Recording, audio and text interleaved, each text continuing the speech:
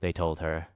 Yes, but that she hurried away immediately when it struck 12, and with so much haste that she dropped one of her little glass slippers, the prettiest in the world, which the king's son had taken up, that he had done nothing but look at her all the time at the ball, and that most certainly he was very much in love with the beautiful person who owned the glass slipper. What they said was very true, for a few days after the king's son caused it to be proclaimed, by sound of trumpet, that he would marry her whose foot the slipper would just fit.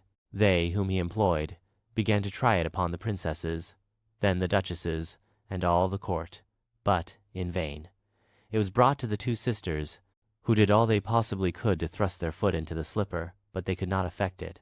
Cinderella, who saw all this, and knew her slipper, said to them, laughing, "Let me see if it will not fit me." Her sisters burst out a-laughing, and began to banter her. The gentleman who was sent to try the slipper looked earnestly at Cinderella, and finding her very handsome, said it was but just that she should try, and that he had orders to let everyone make trial. He obliged Cinderella to sit down, and, putting the slipper to her foot, he found it went on very easily, and fitted her as if it had been made of wax.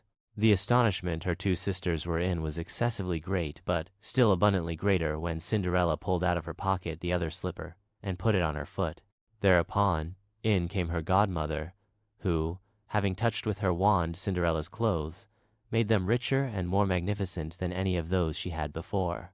And now her two sisters found her to be that fine, beautiful lady whom they had seen at the ball. They threw themselves at her feet to beg pardon for all the ill treatment they had made her undergo.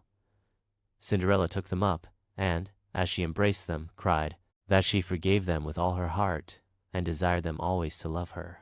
She was conducted to the young prince, dressed as she was.